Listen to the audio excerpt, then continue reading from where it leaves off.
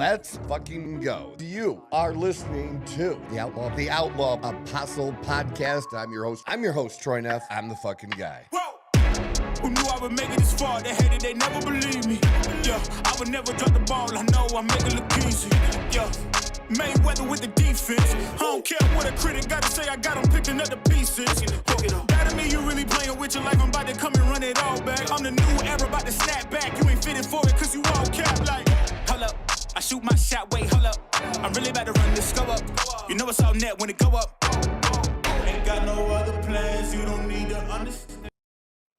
And welcome. It is Wednesday, it's Hump Day. And you're listening to the Outlaw Apostle Podcast. I'm the host, Troy Neff. I'm the fucking guy. And our other fucking guy is seated directly across from me at the controls.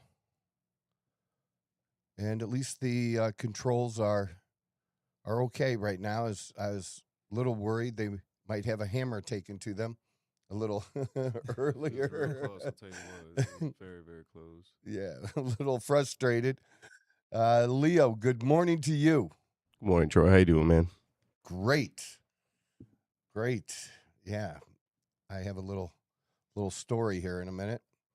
And seated next to him, going to chime in today, offer some contributions, have a little back and forth.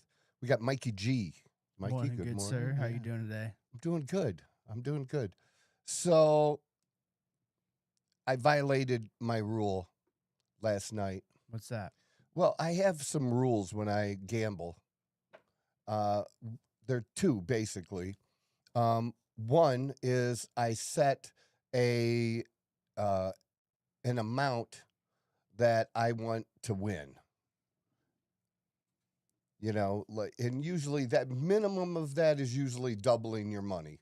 I want to double my money. And I took $1,000. So I wanted it to be $2,000. In fact, the one dealer, Don, he's just a jokester. And when he talks about the chips or Cash's chips, he'll say, $1 billion. He has his own way of like that. And or billions and billions. So I did the 1,000. I said, well, when I get to 2 billion, Don, tell me to leave. Because that was the goal, to leave then. And so what happened was it was a little choppy at the beginning when we sat down, but I started running off pretty decent, and I didn't play the animals very much. With the animals are the dragon and the panda. Those are side bets. The panda side bet, if it hits, it pays 25 to 1. And if the dragon side bet hits, it pays 40 to 1. Okay. So it's pretty nice. Yeah. So usually I'll put a $5 up there, maybe 10, but rarely will I put 25. And there are other people that put $100 chips up there. You know what I'm saying? Sure. But anyways, I don't know, had a feeling. It's all you could say. It was luck. I put up $25 on the dragon, and the dragon hit, and $25 is immediately worth at 40 to 1, $1,000. Oh shit. Yeah. Yeah. So with that and what I came in with and the other chips, I was really close to 2,500. So I'm like, all right, I get to 2,500. We're out of here. Well, what happened is I did get to 2,500, and I didn't get out of there. So I gave that 500 back, and then I did it a second time. Oh man. I got to 2,500, and I didn't get out of there. And just looking at the way that the game had been going, I decided to place, a pretty good bet, of, I don't know, it was probably $300 or $400 on Banker, and it didn't hit. Because there were certain patterns. Do the patterns really mean anything? Yes and no.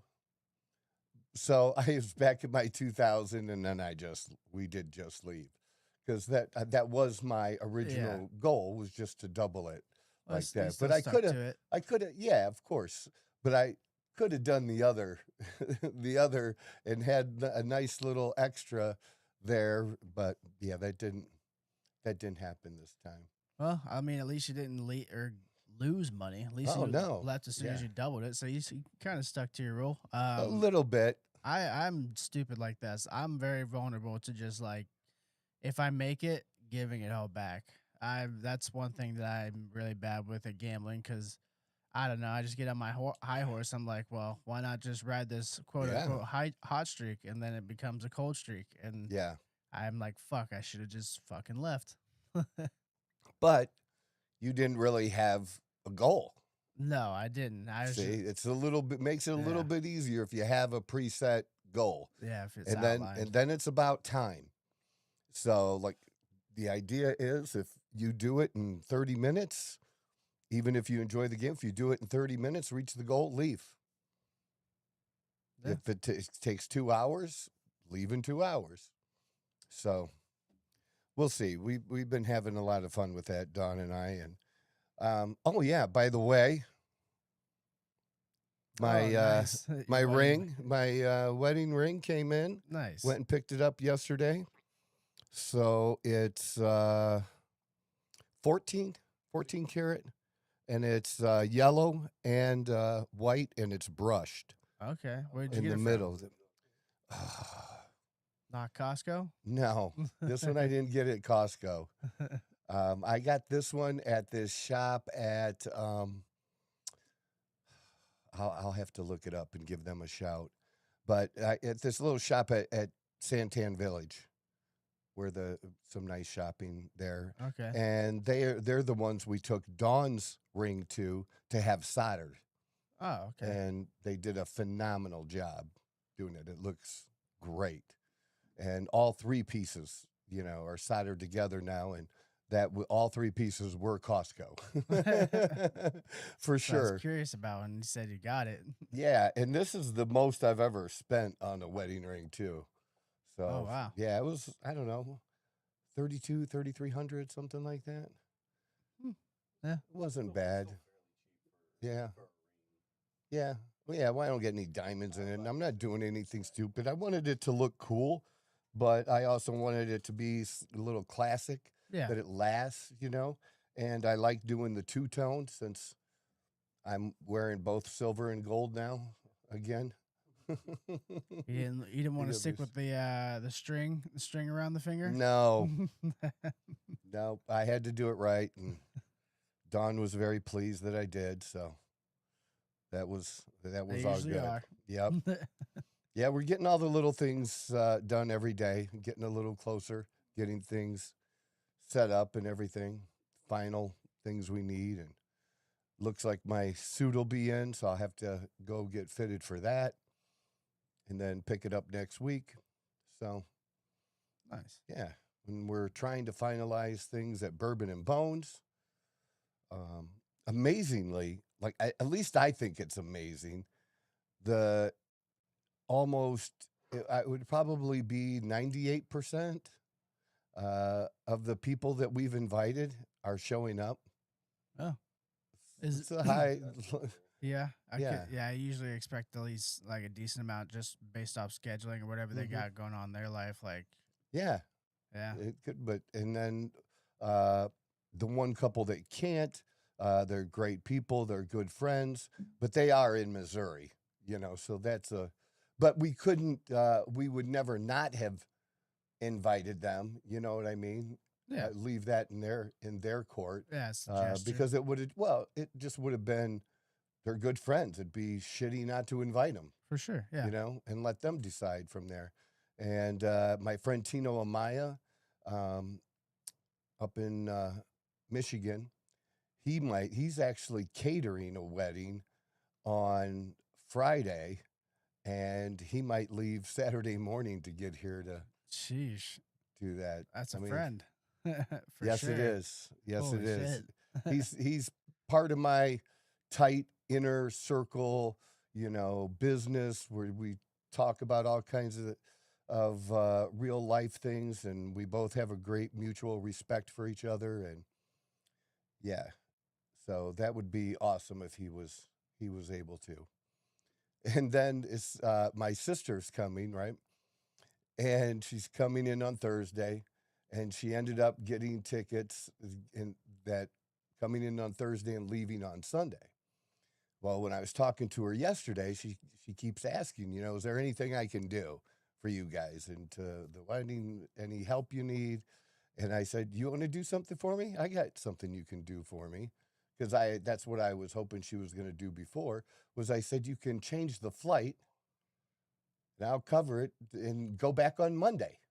Yeah. And she goes, well, I thought you guys had won a day. And I'm like, we leave Tuesday for Maui, and, we work together. I mean, unless Dawn is at a hair appointment or nails, we are together 24/7. We're together every day. And that's how you kind of know, too, like how compatible you are, that you can be around the other person that much. It's a lot. Yeah, absolutely. It's a lot. And I think it only happens, or what really makes it possible is how much we have in common. And we didn't have to make like really any serious we didn't have to make any changes. We didn't have to just compromise. That's what I was looking for. We didn't have to really compromise because she likes the gym as much as I do and going as much. Mm-hmm. And you might be a gym rat and, married to a wife that doesn't, that's not a gym rat, but goes 3 times a week. And that's totally cool. But I mean, we're at the same level though, on that. And the same thing with the diet. That's pretty easy for us, to eat. We like mostly the same foods. We dislike mostly the same foods as well. So that just kind of makes it easier when you don't have to do that. She's, willing to try new things. Like, we had started playing pickleball, and really the only reason we probably stopped here for a while is my plantar fasciitis. Not allowing that. That's going to be, I'm going to have to make sure I have shoes on that work for that. Yeah, for sure. Yeah, I'll have to see. Sometimes I pick out what I want to wear, then I go in the room and find the shoes. I'll have to do the other way around. I have to find the shoes first. So probably my Pumas. Yeah, when I was working at LLB, we were there was like the shoe section. Like it was kind of just like whoever was available would help people out in that area. But what people would come in a lot of times is that they carried like the specific brand that made an insert for that, for plantar fasciitis or however it's pronounced. And like people would rave about this thing because it's just like how good they were. They're actually able to do stuff. Like they weren't like hindered by anything. So like I know like how big of a deal it was. Like crazy. I didn't realize how many people got it. Like it's a big deal. Yeah, and it just doesn't seem to go away. Yeah, that's the number one thing. It's like, are you kidding me? What do we got to do here? Yeah. Yeah. So, in going out to dinners, she enjoys that. I enjoy that. The travel that we do. She's over the top in sports. I mean, over the top. When it comes to sports, she's a dude. Hey, I mean, that's not. Yeah. She's a dude that. When it comes to sports. And coming up now that the college football season is just around the corner here, that means game day. Oh, yeah. And so the first thing we do when we wake up on Saturday morning is turn on game day. Yep. First thing. Wait. And if I don't have it on, she asks me why I don't have it on. And she doesn't get tired of how many games. And being here, specifically in Arizona, we get extra. Yep. We start sooner. We got the West Coast games that, we don't mind watching because they're not starting at 10, 11 o'clock. Yeah, you'll get like a 9 p.m. Washington game or Oregon Something game like that, or something sure. like that. Yeah. And she, just like me, we'll watch games that are teams that we give two shits about. Oh So yeah, I'm the same way. Yeah. So but finding a woman That's like that. Yeah, that's completely different. Yeah. Yeah. completely different. So, yeah, very blessed in that we have all of that, and I think that's genuinely a positive thing, going into the marriage. That Oh yeah, I agree 100%. that's a high level. Absolutely. Yeah. So, all right. Let's do a little sports to start off with, I guess. The WNBA security. Yes, this. At least 3 fans were asked by WNBA security personnel to cover shirts that had messages about transgender women participating in women's sports during Sunday's game against Atlanta between the Dream and the Indiana Fever. League said in a statement Monday the fans should have been free to wear the shirts. Well, when you have other people in the stands, right? Or when you have other people that are coaches that are wearing trans shirts about children, if they can do that, well, you're making a statement. It's speech. It's a shirt, but that shirt is speech. And if you're going to, on an issue, if you're going to allow one side, you got to allow the other. Yeah, you would think. Maybe they could make a case if they didn't allow anybody to make, to wear any type of political shirt. Okay, that's different. Maybe that's okay. I still don't really think so, because I still think the First Amendment matters. It definitely that you should be allowed to.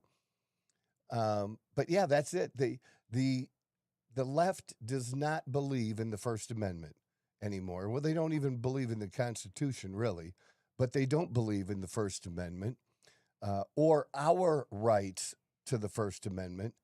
They only believe in theirs. Yeah. And yours should be canceled. Yeah. The WNBA has been the subject of recent debates on whether transgender women, people assigned male at birth, who transition to align with their gender identity, should be allowed to participate in the league. There has never been such a player in the WNBA, although the league's collective bargaining agreement says the WNBA is restricted to women. It contains no more specific language about gender, identity, or sex assigned at birth. There have been players in the league who were assigned female at birth and later came out as transgender or non-binary. I think they're talking about Griner there, and I don't know who else, though. Sophie Cunningham of the Fever said in an ESPN profile published last month that she was opposed to transgender girls and women competing in girls and women's sports. Her stance led to small rallies outside Fever games, and the Storm minority owner, Celeste Keaton, got a 5-game ban for confronting 2 fans who had signs supporting Cunningham. The league informed the security workers from the Atlanta game they were wrong to ask that the message be covered up. See, I would have pushed it at the game because they didn't remove you, and I would have went to where they handle, customer issues, and I'd have been talking to somebody there that was in charge. And I've done that before because I've been asked to wear a shirt inside out. I think it was my "I'm the fucking guy" shirt, but yeah, that was definitely a thing So, and we'll see how it goes because Dawn and I didn't know Dawn did it. We didn't tell each other, but we each bought a Sophie Cunningham t-shirt. Yeah, t-shirt. I got a jersey, but I got to send the jersey back because it's just a little too big. Because that's how we used to wear them. It's like too big. I like it a little more fitted now, and I'm not a fat ass where a more fitted jersey is going to look bad. So I think I'm going to do that. But but anyway, so I got a great Sophie Cunningham shirt, and Dawn she found a different one, and Dawn is all about this now. All about the finger, giving people the finger. Sophie Cunningham, pointing at, okay. I was about to say, my knowledge in WNBA is very, very low, brother. So this happened against the Phoenix Mercury. Okay. And they got into it. Bonner and Cunningham got into it. And Sophie didn't say anything. She just did this. And then, like, the internet went like towards her bench or what? Like, what did she? Her, and she just pointed at her, and that's it, dude. But it was the way she did it. It took off. It's in a life of its own. If you go check things out, like Sophie's finger, it's everywhere.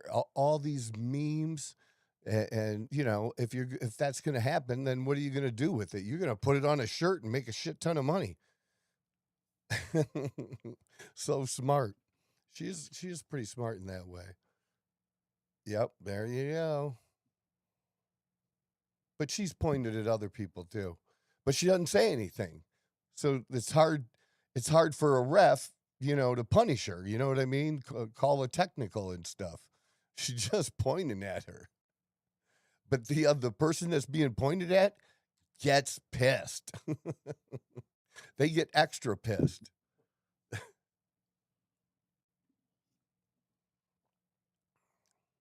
Yeah, the memes went. Everybody was making a meme out of it. No, it's definitely the first time I've ever seen of it or heard of it. Yeah, it's popular. It's still popular. So we don't play the Phoenix Mercury on Saturday. So really, our shirts are a statement too. It just stir things up a little bit. Yeah, we'll see if anybody says anything.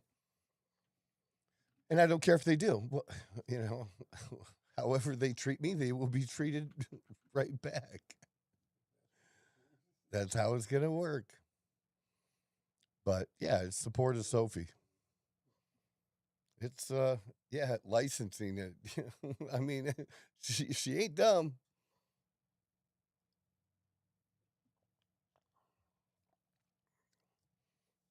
But yeah, people supporting Sophie, there are people wearing the XXXY shirts. That's now a brand. Yeah. Yeah, it's a brand. And the CEO of that company has been getting close to Sophie Cunningham. And then, there you go.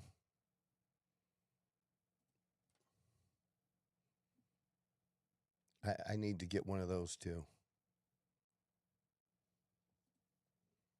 Just because I've always kind of done shit like that, though. When the Duke lacrosse team was accused of raping this black woman, and the case fell apart because it was all a lie. The woman lied, made it up, and the prosecutor got disbarred. Yeah, that's how bad they did on the case and tried to fuck these young kids over. When I was in North Carolina for soccer camps with my daughter, we went to Duke University, and just a beautiful, beautiful university. And I picked up lacrosse sweatshirts for everyone. just to show support, Yeah, I'm kind of like that. I like to say some things without always saying them, which I did on Monday. I wore the MAGA hat just so when Mikey G when he fixes up the videos, that people are going to comment on the hat. They're not even going to comment on the topic.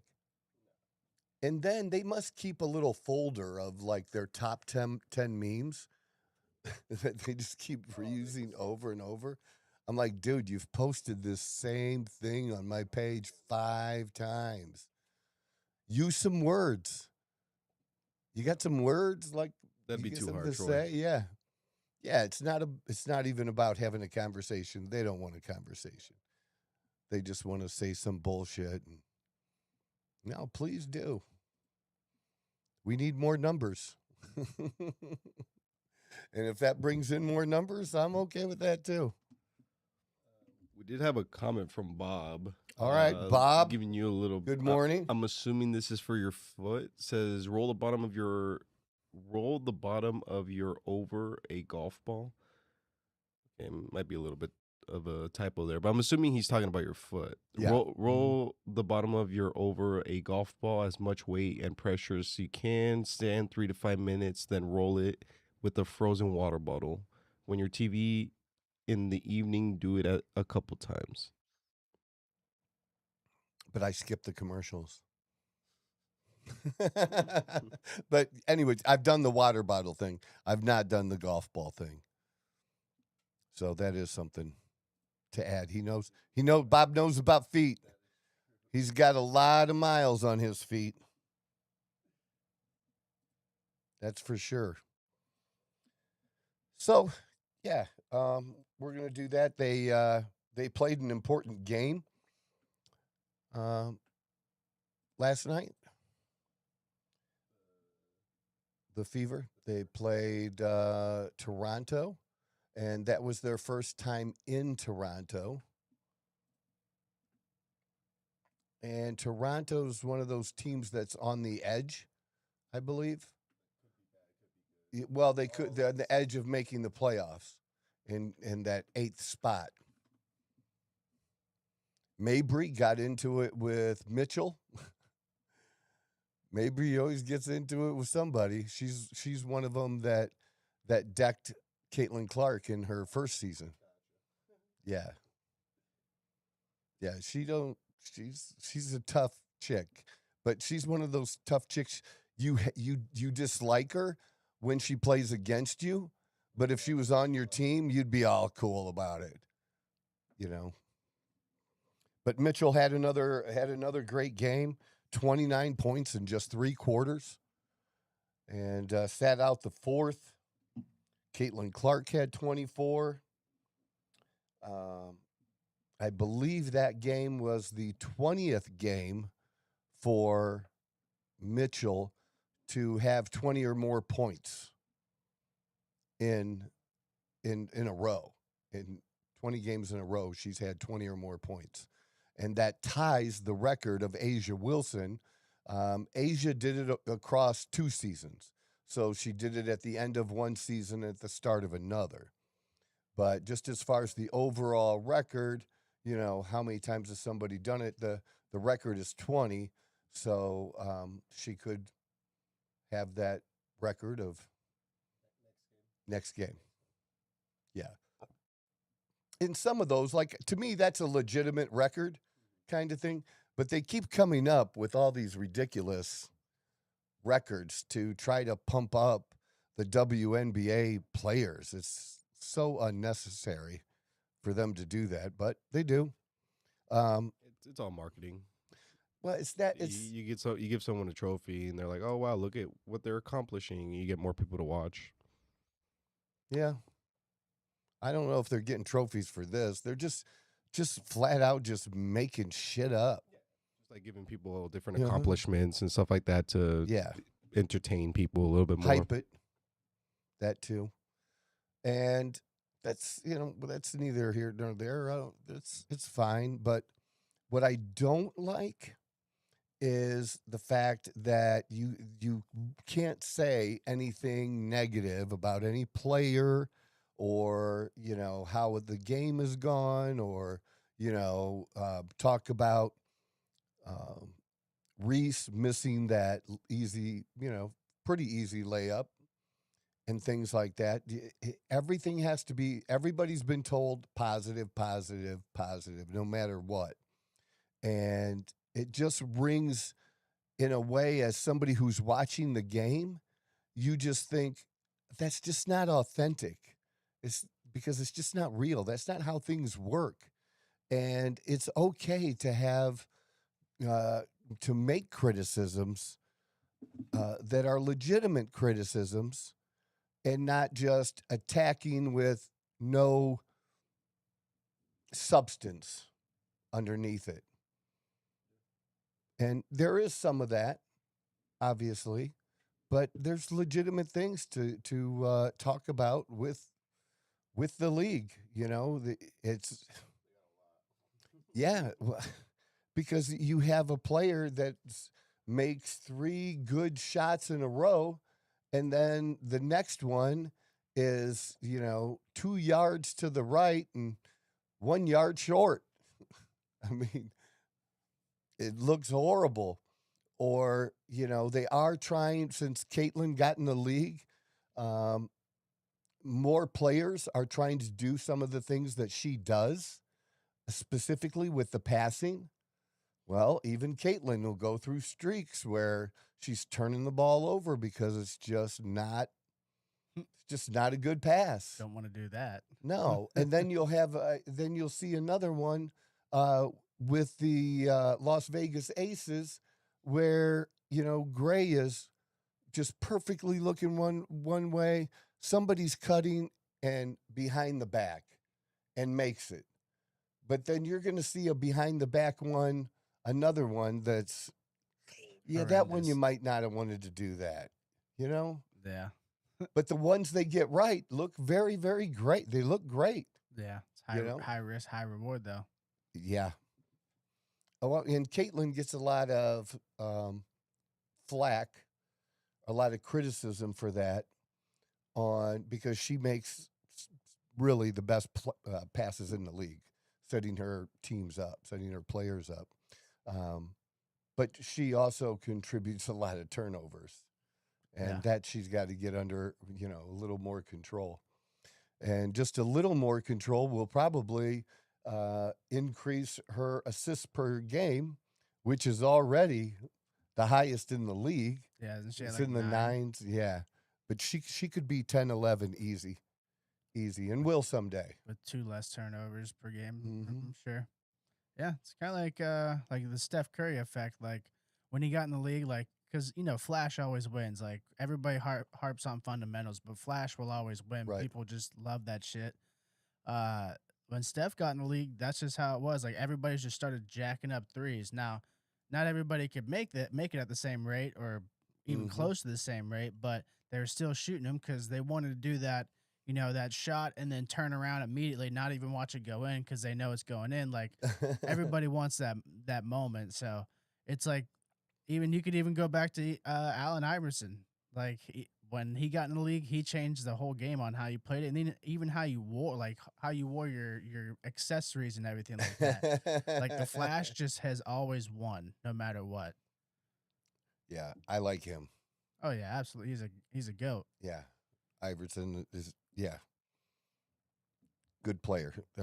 Yeah, and him hooking up with Shaq.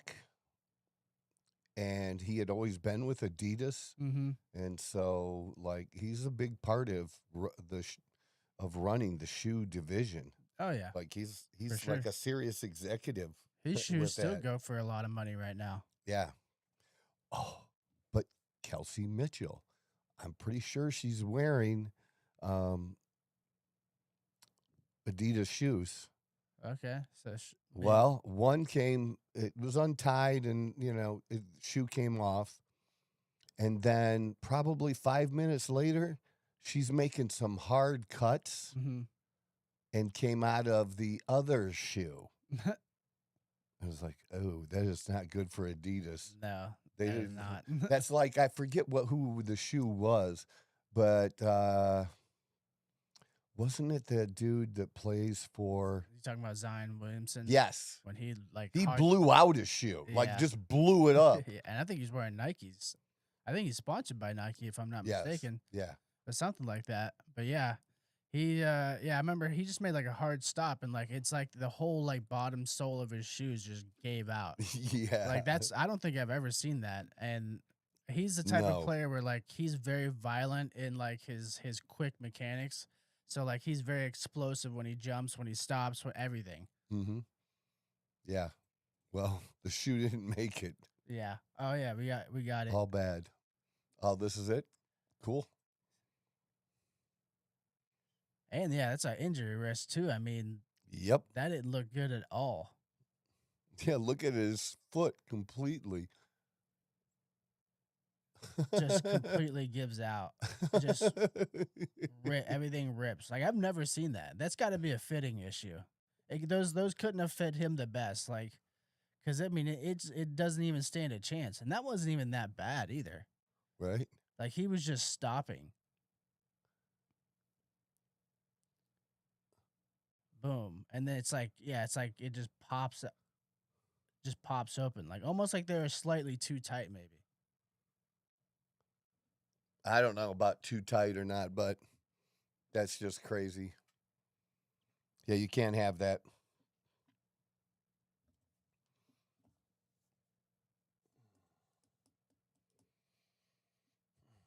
All right, so we're throwing this in there too. I posted it also on my Facebook. This is kind of like the new mom shoe, the new, in style mom. All of a sudden, is wearing the Samba Adidas, and that used to be if you were a soccer player, that was preferred shoe to just wear around. And so it's kind of made a comeback here over the last year. And so had been shopping for some people, and I looked up, I wanted to see if they had some, and maybe buy a pair for Dawn, but it turns out Dawn doesn't like them. I said, but it's like the cool shoe right now. Yeah. you gotta do that. And I came up, I seen this where it said gender inclusive Samba OG sneaker. I posted on Facebook and just asked people, like, what is this? What is a gender inclusive shoe? It's a great question. Just marketing. I mean, like if you think about it, all shoes have always been or what do you call it? Gender Unisex, inclusive. gender Yeah, inclusive, all shoes have always been like multi-sex. You have the men's size and the women's size. Like it's always been a thing. I guess now they're just using it as a marketing thing because it's like a thing nowadays. Yeah, but that's the thing that we're in the culture war that we're on the side of fighting against, is changing the meaning of words and forcing that change on us. There's just no reason for it. And the thing is, when you look at the sizes, it doesn't give both men's and women's sizes. Yeah, it does say only women, but there could be like a men's thing, a men's version of it, maybe like a separate page, maybe. But because then I say I agree. I think it's just the gender inclusive word. It's just so fucking grabbing that it'll just make people talk about it, good or bad. Yeah. because the only thing that I've noticed with the Sambas or whatever is the women platforms tend to have a little bit thicker of a platform or the sole to have them give them a few more inches of height. But that's the only like massive difference I've seen of the Sambas. But yeah, I've honestly never even paid attention to the name of the sneaker, to be honest with you. Right. And that's just crazy. And it doesn't say men and women under the Adidas. It just says women. So it's like they tried to make it inclusive and did a half-assed job at it. Yeah. Honestly. Yep. If you're going to do something, whole ass it. Yeah. I mean, where's the men's sizes? What the fuck? Yeah, they're not there. Not very inclusive, if you ask me. Nope. But it was good for me. Oh, they're gender inclusive. So they have a unit. That doesn't make any sense. Gender inclusive. Oh wait, this is a little bit a different style. Yeah. I'm pretty sure they do a bunch of collaborations with different artists and stuff like that, and then they'll change that little male, female, unisex, whatever, depending on who they're partnering with. But it's all the same thing. Mm-hmm. Yeah. Because that one says unisex. Yeah, it doesn't say even men. It men's. just says unisex. Yeah. But then it gives the sizes for both, Yeah. where the other ones didn't. That is kind of wild. I mean, I'm gonna be honest with you, as a dude, I maybe not those specific ones, the glossy ones. I have some crazy Nikes like that. I think that's what it is, because I'm pretty sure these are all, they were meant, like the style is meant for quote unquote women. A little bit more kind of. I mean, that looks like kind of like a dude. I'd wear those. Yeah, are those are dude looking. But I think So the are those. big difference, I could be wrong, but I'm pretty sure the soul is different on the men and the female side, because I think I could be wrong, but I'm pretty sure because they used to, again, like you said, they used to be meant for indoor soccer. So I think once they started moving a little bit more towards the fashion thing, then that's when they started mixing in the whole men, women, unisex or whatever. Because it used to be just indoor shoes, and then you'd get them in women or male size. So I think that was just a marketing thing more than anything. Definitely a marketing thing. Yeah. There's no doubt about that. No doubt.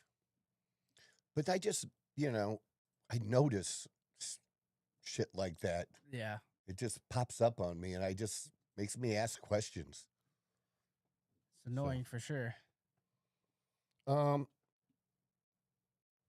Let's do, I think it'll be a good idea.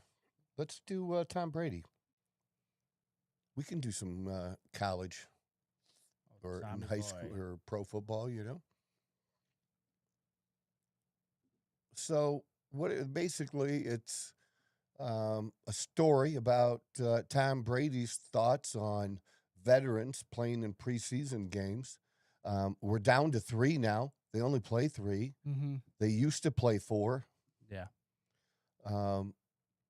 What are your thoughts on how much time should the starters receive during preseason? I mean, maybe like a drive or 2 per game at most. I really don't. Isn't it one of those things that's dependent on the team itself? No. I mean, it can be situational, but like me personally, I don't think the risk is worth it. We already have a lot of guys getting injured in the preseason. I can understand like the Cardinals, for example. They took Jeremiah Love, number 3 overall, and he has a high ankle sprain after one game, and now they don't know if he's going to be ready for week 1. Like, it's stuff like that. Like, but I mean, injuries are going to come whether it's preseason or not, right? You just don't know. So but I think it's more that the coaches don't want to get yelled at by fans. Like, why did you play him? You didn't need to play him. It was preseason. People don't like to be criticized. They don't like to take the heat. The main reason I don't really mind if a team decides to sit their starters the whole preseason or only maybe, like I said, 1 drive, is because it's not the same. Like, it's not a real regular season game. Like, the reps are different. Like, yeah, the lights are on, the fans are cheering, but the feel is just not going to be the same. The reps aren't the same. Like, you really get an understanding of what people can do once they get into the regular season. Yeah. But if you want to test some of these guys out, though, they need to also play against or be at, not just play against, they need to be able to play with some veterans. Yeah. To see how they're going to mesh and things like that. I personally think they should play some 2 drives in the very first game, and then you sit them. In the second game, the starter plays the whole first half.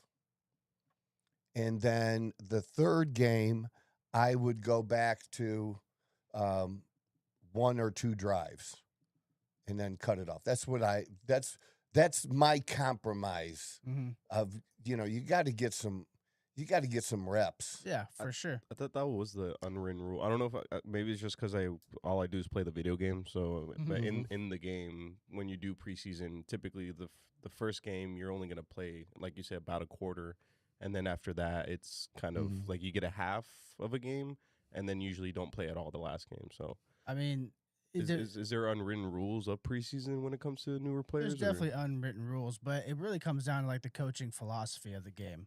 Like if they want, if that's something that they believe in, then they'll do. Some guys, they don't believe in playing their starters at all. So yeah, so I mean, it really just comes down to Or the player. Yeah, or the player. Like the coach. But the player has to have some cachet. Yeah. Like you have to be Aaron Rodgers. Yeah, to have that kind of pull. But yeah, for the most part, it really comes down to how the coaching wants to run his team, how the coach wants to run his team. I mean, like I said, I don't mind it. If they want to play their guys, I understand why you would want to play them. And if they don't, I also understand why you don't want to play them. Like, it's one of those things where, like, I see both sides of it. Yeah, I see both sides, but I also think there needs, that I give you my compromise. That's my compromise that I think that's real.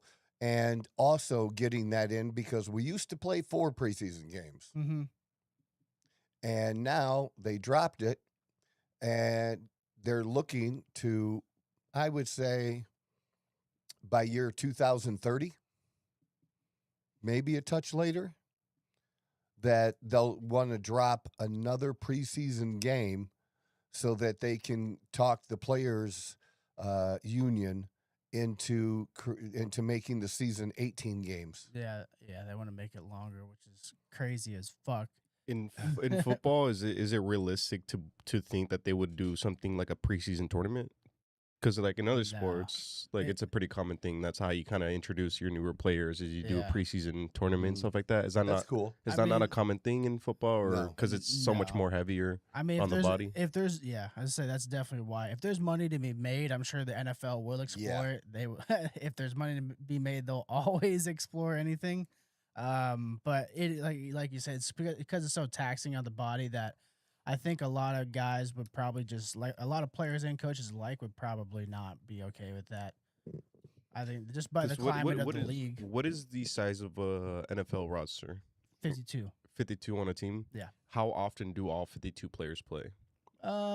Shoot, sometimes that's it's very situational for sure. But like on an average, like if let's say team is healthy, all 52 guys are not guaranteed to be playing throughout the regular season. You'll have multiple guys in multiple positions that will never see the field. So in those situations, wouldn't you? Those are the guys that do play in the preseason, right? Yeah, those are the ones.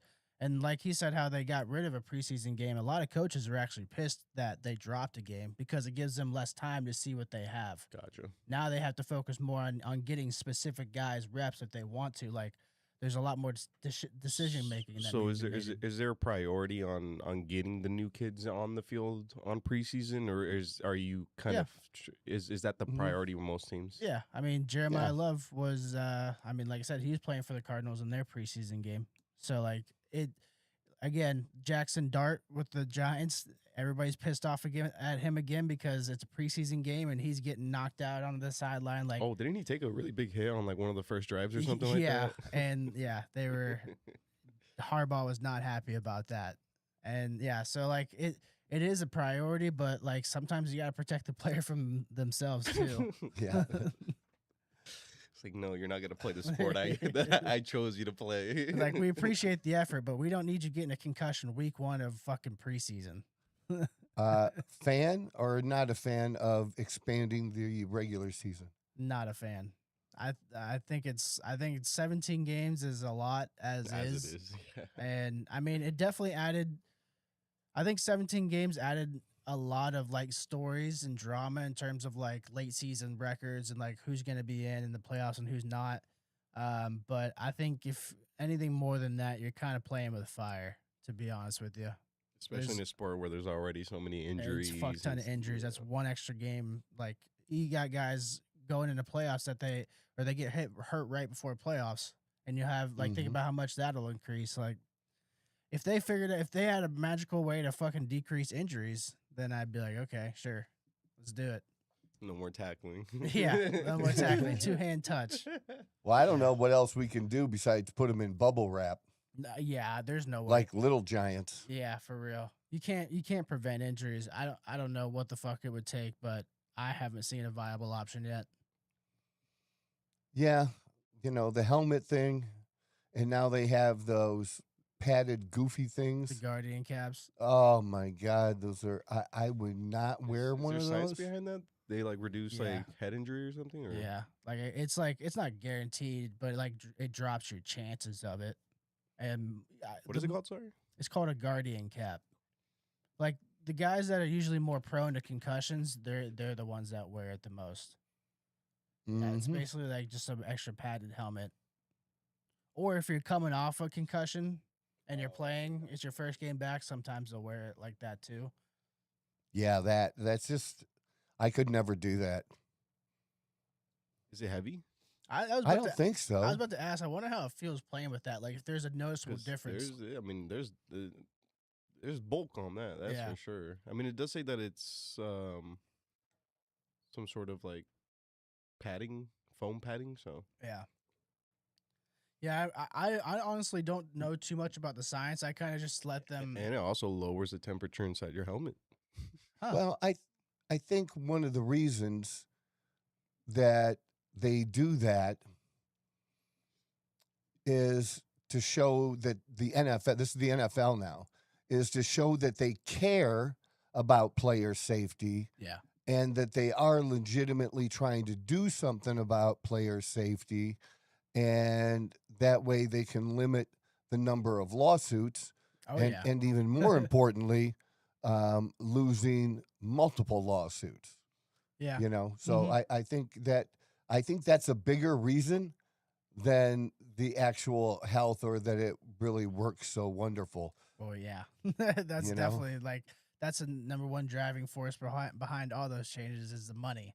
Yeah. The money will always reign supreme, unfortunately. So it looks like it's a mandate. Everyone has to wear them. They don't have to wear. Oh, the it says for the 26 season, teams can choose between. Oh, I wonder if that. You have to wear one. The only exemption is practice mandate only if they choose one of the league's top performing newly engineered helmet models that Oh, provide okay. equal or greater independent lab safety scores. Oh, so it's like those. I've seen what helmets they're talking about. They don't have like the Guardian cap, but they're shaped a lot different.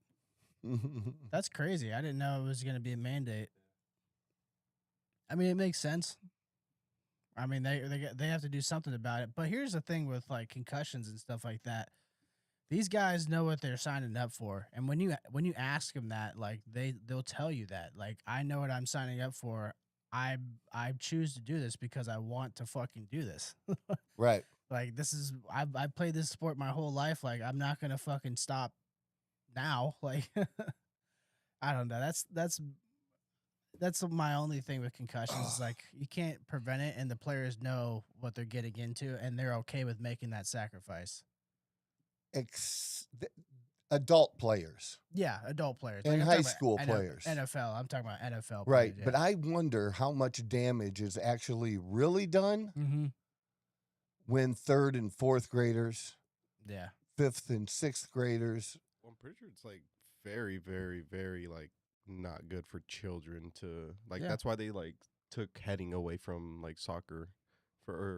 They took heading away from what do you call it? Little league. Little league soccer, I Yeah, guess. anything. I think if you're under the age of 14, you're not allowed to head the ball because it can cause a lot of severe problems. Maybe I not can right see that. away, but Right. Well, that's throughout, what I'm like, when you saying. grow up. That these little kids, they don't have those extra padding or anything Yeah. like that, and their heads getting rattled, Yeah. and they're still doing. They don't have concussion protocols unless it's very No. serious, Yeah. and the kid is super dazed, and he's still dazed 15 minutes from now, and you're like, I'm gonna go to the hospital. Yeah. I'm gonna take him in. You know what I mean? Yeah. That's a thing. And what sucks is that you can't look at that stuff or figure that out until you examine the brain. Yeah, until you examine the brain.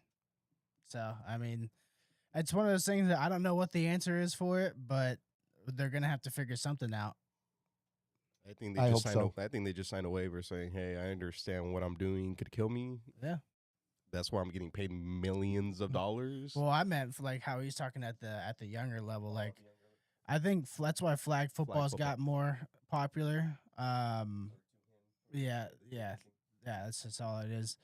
But yeah, I mean, there's really not a concrete answer. I mean, if the NFL can't figure it out, who the fuck can? They're fucking hiring the best of the best. You know, the money that they're spending on that will be far less than the money that they'll lose in future lawsuits. That's what I think it's about, limiting the lawsuits. Yep. With what they're doing. Of course. I don't know that, like I said, that it actually makes a difference. Playing more games probably isn't helpful. Yeah, that's what I'm saying. Like, why? Like, how many more, are you going to do? And the team's getting, if you're worried about teams getting hurt and your players getting hurt, and, you know, when I was growing up, they played 12. Yeah. 12 games. And they were playing with way less rules, too. They were getting fucked up. I was going to have you look it up, but just number of concussions that they average a year. In the NFL? Probably, oh my Lord, probably like 100. I would have to imagine 200 to 220. Yeah, like 100 even felt low.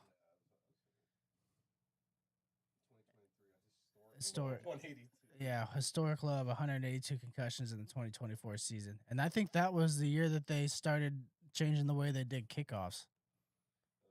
Yeah, and that was like part of the main reason they changed the kickoff rules is to help with concussions. Like, I don't know. And they said that it helps with like making the game more exciting with more opportunities to return kicks, but I don't think It that's didn't. It did. The results didn't show that. I haven't seen that, so It hasn't happened. Yeah, it was a nice idea, but I like the old kickoff way better, 1,000 Me times too. better.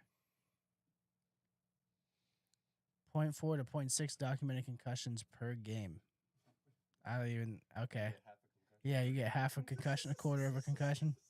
Is that one of those? He's got a light concussion. Yeah, probably. That's done. Yeah. Well, that is actually pretty interesting. How bad does the head injury have to be for them to like mark it down as a concussion? Shit, I don't think it's not very bad these days. You fucking get your wind knocked out of you, and you're down longer than you need to be, and they're calling your ass back to the tent. Yeah, but you can come out pretty quickly. Yeah, if you can pass like whatever. Yeah, but there's like an exam that they do. That's why they put it in a tent so no one else can see it. Right. That's so exactly. No one else can Fuck see right. They have like I'm assuming it's like hand movements and then questions that they'll ask them to make sure that they're all there. And if you pass that test, then they're like, okay, you'll go back. But if you even answer one thing wrong for that, you're done. Does each team have their medical to examine them, or is it an outside party that's examining? I think it's team doctors and outside. Mm-hmm. Okay, I was about to say because I feel like there could be a little bit of. There used to be. Yeah, that's why they don't do that anymore. That's why they. Yeah, it used to be like that. I mean, if you any advantage. Yeah. Any. Oh, yeah. It's brutal. Yep. And the player's never going to be like, oh, no, I'm too fucked up to go in. No, they're going to be like, I'm fine. They try to go back. You see dudes falling on their way back to the sideline, and they're like, what? What's wrong? Like, I'm good. What did you think of the Mariner game? Yeah, the biggest loss, shutout loss since 1888, I think they said it was. 22-0. That's like, I don't even know how. The Mariners have been such a massive disappointment. Like, they made the American League Championship Series, man. Like this season just had haven't. Because spring training they looked good. Yeah, and a lot of people blame the WBC, the World Baseball Classic, because a lot of guys that were in that are not playing well this year. And Cal Raleigh was their best player last year, and he's having a historically bad season. What would feed into, like, if you're playing in the baseball World Classic, like why does that correlate to you not performing well at your team? I honestly, I think it's like, again, the type of person you are, because Pete Crow Armstrong played at the World Baseball Classic, and he was arguably the best player in that series for us, and he's having an MVP type season. It's him and Shohei Ohtani right now for NL MVP. So like, I think it's just a mental thing. Some people have like different routines of what they do in the off season leading up, and maybe even just throwing them throwing them off of their routine is enough to fucking send somebody overboard. I really don't know, because That's like a common thing people like to blame, like, oh, they're playing over here, so like it's everybody's blaming the WBC for if guys are struggling. Like, they blame the WBC right now. It is what it is, but I don't think it is. I think it's just like some guys, like I said, mentally they have a specific routine that they're used to, and if this is their first World Baseball Classic after being in the league for a minute, then that seems to be when they get like thrown off the most, because Pete Crow Armstrong, he's rather young in his career. He's only it's like his third season like in the majors. So like Kyle Raleigh had already been in the league about 5 years. So maybe that's the only difference that I'm seeing, is that the guys who have been in there longer have built up a routine that maybe throw them off in the offseason leading up to, and then that's why they're performing so poorly. Whereas younger guys, they don't have they don't have that exact routine built in yet. Maybe, I don't know. It's kind of it's something that nobody really has the answer to, because you would think the more reps the better, for sure. Well, I'd like to say that, at least on my part, for that 22-0 is such an embarrassment, really. That as a manager, I would be apologizing to the fans. Seriously, I'd have a little press conference and apologize to the fans, and hold the players accountable a little bit. That just shouldn't be a thing. There's something deeper going on. It's hard to lose 22-0. Yeah. You have a mindset going on, or you have a mindset that's not going on, that is putting you in that position, and that is just horrible, and it's unacceptable. Yeah. It's just totally unacceptable, and it has to be said. And for a day or two, when the players are asked questions, they need to own it themselves. Each one, say, like, look, this is what I need to do. Don't talk about the other players, or if you had a different pitcher or another left-hander. Don't talk about that shit. Talk about your role, because your role is the only role that you can fix, and just take accountability for what you did, and say it was embarrassing. I'm embarrassed as a professional athlete that we could perform that poorly, because that honestly is what they've done. Yeah, and I just had to double check myself to make sure I wasn't hallucinating. But they're only, as poor of a season that they're having, they're only 4 games out of their first place. So like, they're not like 4 games is an easy swing if you get your shit together. You would think that's like the mentality and the type of score that you get from a team that believes that they have no chance. Their record shows that they have no chance, and that's not the case here. Yeah, they are. Well, and this was a shutout, but I have relayed the story here that the very first game I went to was in Cleveland versus Boston, and it was like 26-2.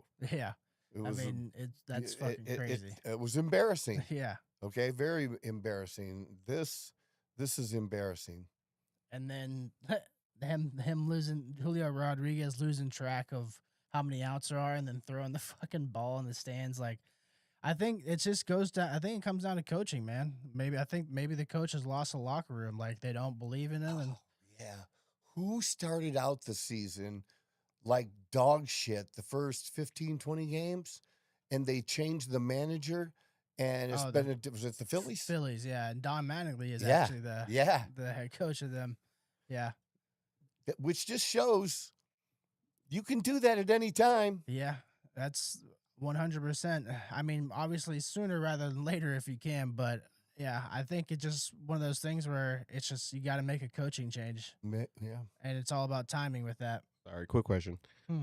So in this instance, when he catches it, doesn't realize how many outs there is. When he throws it over, is that the automatic double, or how does that? What is that rule? That's a good question because not people aren't normally doing that. I would imagine it's an Yeah. automatic because when it goes on the stands, it's an automatic ground rule double. Yeah, but I think that's a little bit. I don't know because Do you remember what the ruling on the play was, or? it's is this the Yeah, this is the video. video of it right here? Yeah. I think I can throw the volume on real quick because I am curious. I didn't realize. Shutout margin of victory is 20-0. As Yelich Yeah, and that's what I'm saying. Like, flies out for the second I out, don't- and there is run. like that's what I'm saying. Like, I don't know Oh, number how they score that. Like, it has to be a ground rule double. There's no other. There's nothing else that you'd be able to call that. Oh, they ruled it a home run, maybe. Not a home run, no, it's an Okay. out. But then 2 bases from the field. Okay, so an out and 2 bases. So yeah, ground rule Figure double. out where the ball Mhm. was. Yeah, he thought it was 3 Yeah. outs. That makes because other than that, I don't know how you can't call that a home run. I mean, No. he caught the ball, he just threw it out. It's usually just an automatic 2 bases, so that makes sense for sure. But yeah, that's the type of shit where to me that just says coaching. Like your own player doesn't know how many fucking outs there are. Like that's the most basic fundamental thing in baseball. Like after every single play, everybody in the field communicates with each other. They look at each other and say, "Hey, we got 2 outs here." Like it's just how it's always been done. So Yeah. All right. One more thing, Fauci, because I really like this story that Fauci's advisor has now pled guilty to concealing COVID records. nice. So all the people that have been, because all we've been getting from the left is defense of Fauci, and oh, he saved so many lives. He's a hero. Why are you guys picking on him? This is how you take Fauci down. Because he, pled the fifth, right? And he has immunity. But what happens is just like in the mafia, they get somebody at a lower level and they get them on a charge that's not going to be 5 years. It's going to be 20. Because 5 years, guys will do 5 years for the family. yeah. Yes, they will. They'll do 5 years. 25 years, Get a little hesitation out of it. yeah. yeah, it'd be like, yeah, what was that you wanted to know? Yeah. And they're going to rat. Most of the time when prosecutors did get mafia or mob guys arrested, it was because somebody ratted. It wasn't because they did some great detective work yeah. and, proved it or figured it out or whatever. They would put the squeeze on. And I think, you're going to get a few more of these that are in and around Fauci that are going to take these deals. And one of the other reasons you take these deals is because if you don't take the deal, you could be spending, 3 to 5 years minimum in prison. Yeah. And it's starting out longer. It's starting out at 20. But they're making you offers. And when you see how much those attorneys cost you to prove your innocence, so hard, dude. Deal looks sweeter and sweeter hard, by that the deal- second. Yeah. Yeah, it's fucking nuts. I mean, it's kind of just confirming everything we already knew from the start. But there was Once no again- accountability. Now we're getting accountability. And I truly believe that this can lead to bigger things. And a bigger thing being Fauci himself. Yeah. And them doing this and following through, that's why I voted for Trump. Yeah. This is why. People ask, why did you vote? Because of this. Yeah. This is what I wanted to have happen. I wanted more of this kind of a thing. So we'll see where the next one is. Florida. Speaking of COVID, Florida's obviously going to get a new governor, and potentially they might get a black governor. Oh, nice. Yeah. Byron Donald ran and just won the primary for the Republican side, and I think he would make a really, really good governor. So good on him. He's young. If he does a good job as governor, that we get a lot more. We get a lot more presidents that were governors than we do senators. Yeah. So, well, I think it helps. But good too. for him. Being young is probably the best part of it because, like Yeah. you said, we're trying to get younger. We're not trying to get older in these positions. Please get younger. Please. So, yeah, that's the last thing I had. And pretty awesome. Good stuff. All right, guys, we'll be back on Friday. We'll do our thing and wrap up the week. So finish strong. We'll meet Friday morning, 9 o'clock, Arizona time right here. This is the Outlaw Apostle Podcast. I'm your host, Troy Neff. I'm the fucking guy. Whoa. Who knew I would make it this far? They never believe me. Yeah, I would never drop the ball. I know I'm making